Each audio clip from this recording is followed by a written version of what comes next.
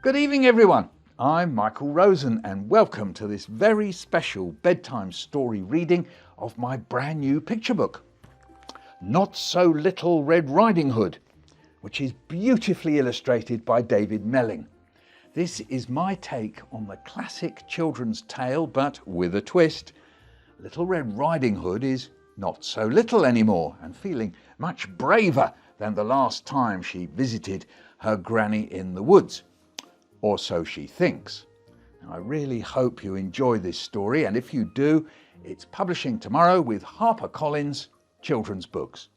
But before I share this rather surprising fairy tale with you all, I want you to listen closely, as there will be a question at the end. And if you get the answer right, you will be in with the chance of receiving your very own signed copy of the book. Now, let's begin.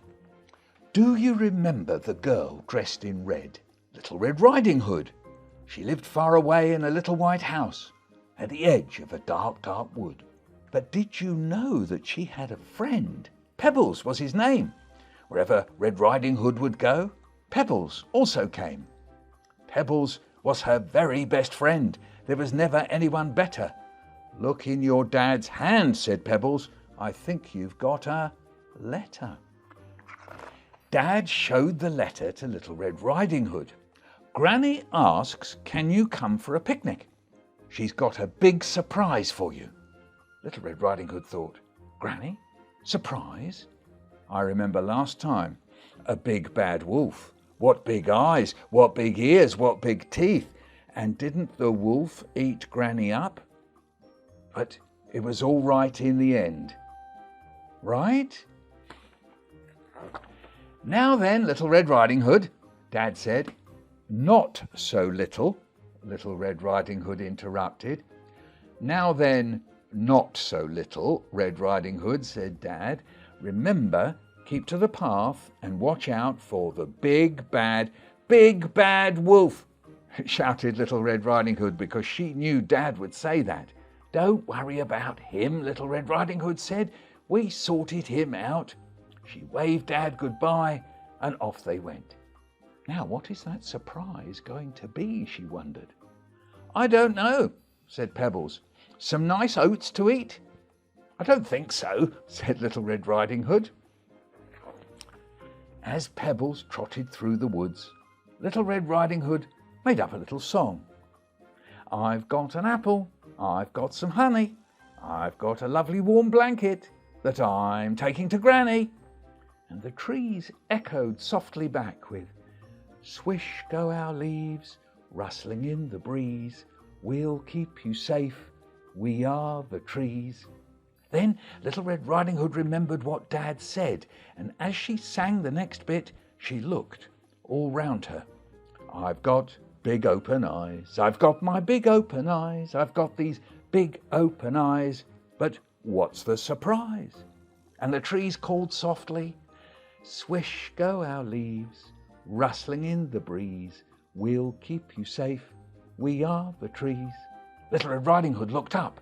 She loved the song of the trees. But stop! What was that?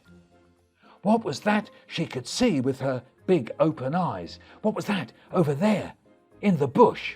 Was it the big bad wolf? No, said Pebbles.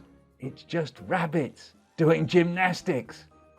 Little Red Riding Hood rode on some more, looking at the trees, singing her song. But what was that down there? Was it the big bad wolf? No, said Pebbles. It's just ducklings splashing about. Little Red Riding Hood rode on some more, looking up at the sky, singing her song. But who was that eating over there? Was it the big bad wolf? No, said Pebbles. It's just some sheep nibbling the grass, and the trees called out, swish go our leaves, rustling in the breeze, we'll keep you safe, we are the trees. In the end, Little Red Riding Hood and Pebbles reached Granny's house. Little Red Riding Hood rang the bell. No answer. She knocked on the door. No answer. She called out, "Granny!" No answer.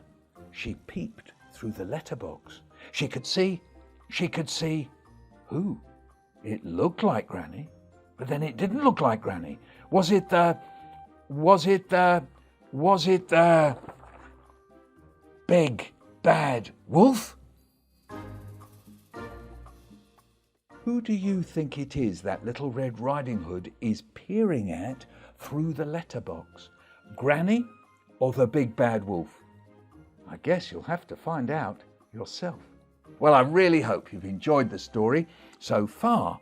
Now it's time for me to answer some of the questions that you kindly sent in.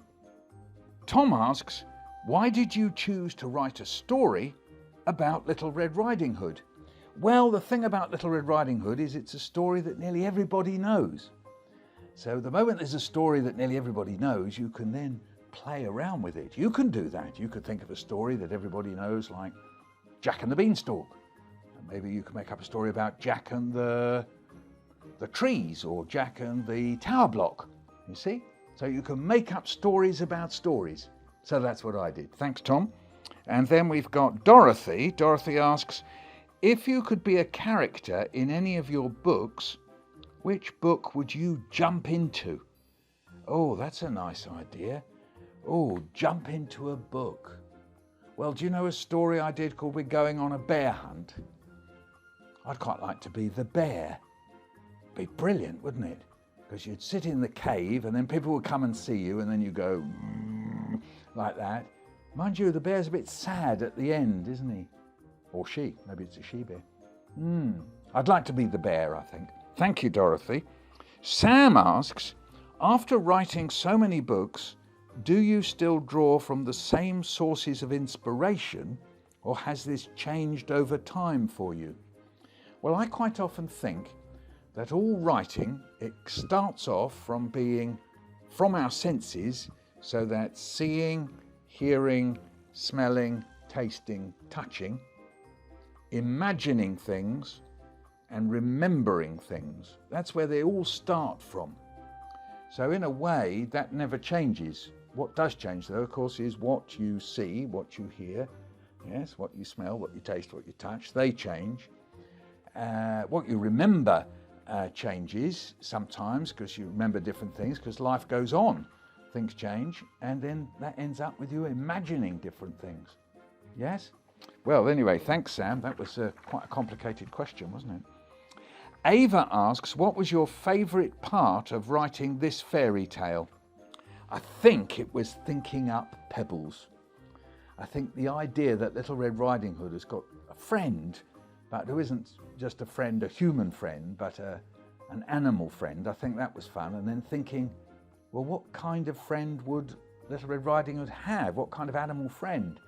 Well, one that could help her when she goes through the woods.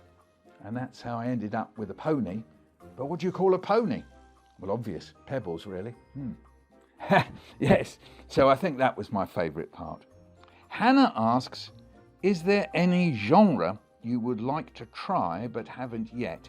So for those of you who don't know the word genre, that means kind of story, or any kind of story, or any kind of writing that I haven't tried yet.